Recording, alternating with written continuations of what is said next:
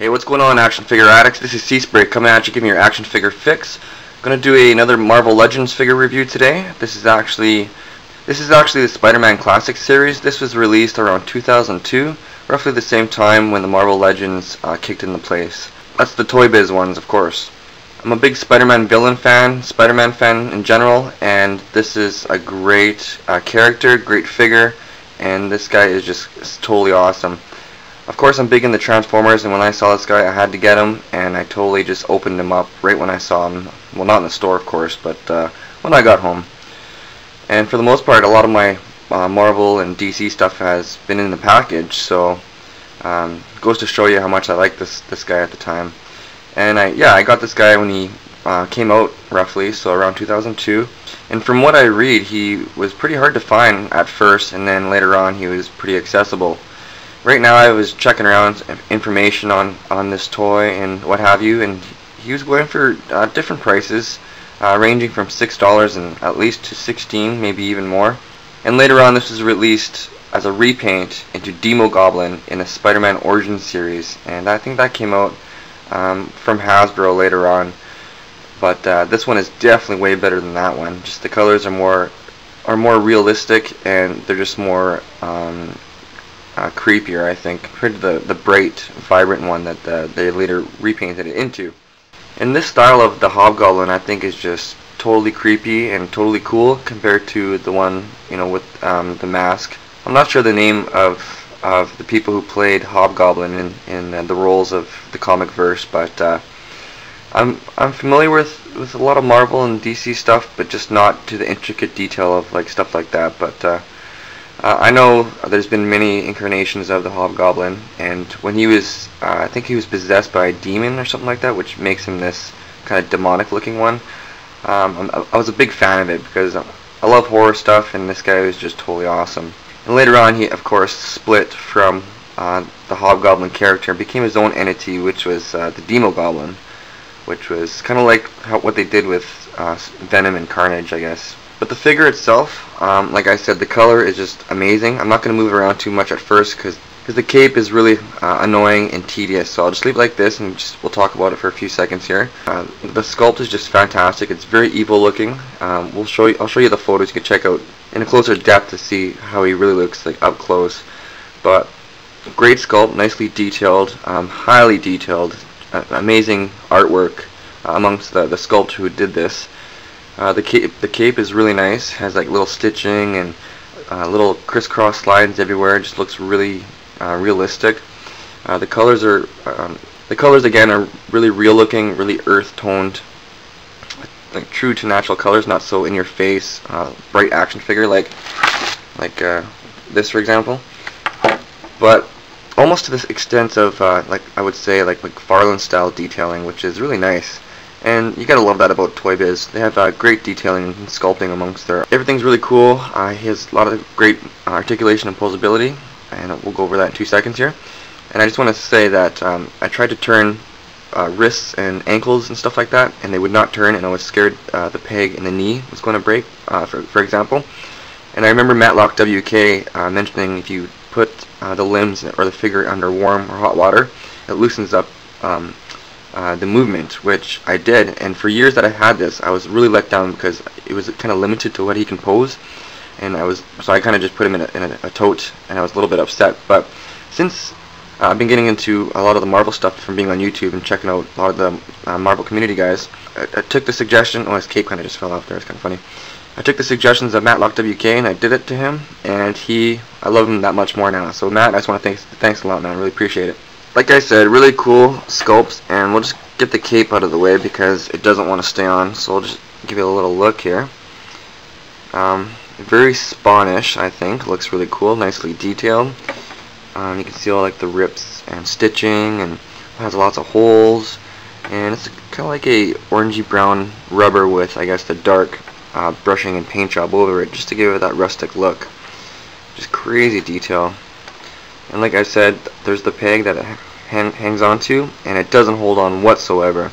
I think they should have did this, and then they should have had this a little bit more to the top here with a wire frame. That way you can bend it and have it around his neck, and that way it hangs on, plus you have this. because it doesn't hang on really good. It might be just mine, I don't know, but it really bothers me. So cool, nice cape. And then we have the figure, which also has the same kind of rubber stuff on the top of his head, and it does come off, but I'll just leave it on, and then I'll take some photos and you can check it out with his baldness. With this and the baldness, kind of reminds me of the vampires from Blade 2. I don't know, kind of cool. Looks awesome though, very evil. You can see that tongue sticking out. Give Gene Simmons a run for his money. Some paint chipped off right there from the movement of the joints, but it's not too bad. And looks cool, very menacing. I'm going to just take him off his little glider here. And, yeah, he does come off the glider, of course. Oops. Doesn't come with like a handbag or any pumpkins or anything like that, but that's okay. So, here you have a goblin man himself. Looking cool. And then the detailing on this is really nice too. You can see the boots. Looks very scarecrow-ish, I think. With the curled toes, kind of like an elf. Very nice sculpted. Love it. Very nice. He moves pretty good. He's really skinny, really lanky, but it's not too bad. Not a big fan of this articulation piece here, like for the movement of the body part. Like it just shows all the space in there. It's just crazy. Like it's fine like that when you close up the arms, but open it up, and there you go. He must store his, since he doesn't have a bag, I think he stores his pumpkin bombs in the back there. A little uncomfortable, but what are you going to do? We'll go over the glider in a second here, but we'll just jump into articulation, I guess. But looks awesome. Cool. Okay, so his head can rotate 360. It doesn't really move up and down. It kind of does, but I don't think there's like a hinge to move it like that. It just does it just for the sake of it. Arms can rotate 360 at the top shoulder, at the bicep, at the elbow, only in one point, and they move, of course, 360 at the upper wrist. I guess the forearm. Wrist is down there. The hand doesn't move, and the fingers and all this stuff doesn't move. Waist can move back and forward. Doesn't move 360 at all.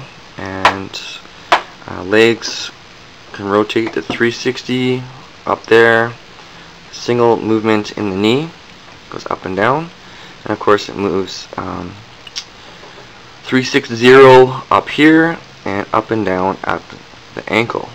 And he does have little pegs underneath, which is funny because there's no pegs on this, which you think you'd have the pegs and then this, but it holds on really well. Don't get me wrong. That's kind of funny they have that. I think this was a little bit pre Marvel Legends, like it came out around the same time.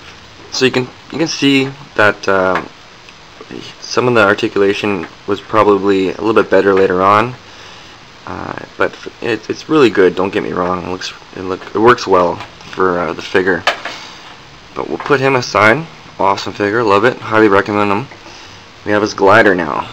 Glider doesn't do anything. It's just one piece, which I don't mind. I like that. I like it. I hate when everything always has to have a feature of like a gimmick. Like I like just plain stuff, and this is cool. This is a great exception. Giant cat hair here.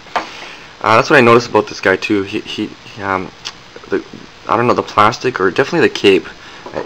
Dust sticks to it like you wouldn't believe. So it's definitely a dust attractor, like a dust magnet. And a little bit of dust on here. I try to clean it off, but okay. So glider. Greatly detailed. It's like a silver with black, like a black wash over it, I guess, to give it that more rustic look. Looks like real metal. Has like little pivots and all that. Looks really cool. Has the ankle feet part there for his feet to hang on to. You got the thrusters on the back, pretty plain. Underneath. Love the detailing on his face here. I think it looks really evil. Totally cool. Very nice. So, just jumping back on here. Very cool. See, before like all these pieces wouldn't move, so like his arm or his leg would be like twisted, and like, oh, it looks so stupid. But now with the putting under the warm water, brings so much more personality to this now, and I just love it so much more. Hangs on there pretty good. Like if you shake it up a little bit, it loosens up, but if you get it right in there like this, it holds on pretty good, as you can see. Very nice. Cape doesn't go on too well, but I'll just hold it on there for the sake of the review. We'll end it off. I highly recommend you get this. It's totally cool. If you want to get this mold, I suggest you get this one than the Hobgoblin one. And if you already have the Hobgoblin one, then I suggest you pawn it off and get this one. No, I'm just kidding.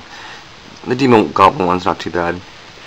This one is definitely sick though. It's so scary. I love the detailing on the face, just that tongue coming out. Looks evil, nice red eyes. Awesome. Love it. Love it. Okay, so I think that's about it. So this has been the video review of Marvel Classics, or Spider-Man Classics, Marvel Legends, whatever you want to say. Hobgoblin, very nice figure. Totally awesome. I think that's about it. So thanks for checking out my review. Please rate, comment, share, add a video response if you want to a video that is related to this, Spider-Man or Hobgoblin, villains, whatever. Please subscribe, and until next time, I'll catch you guys later.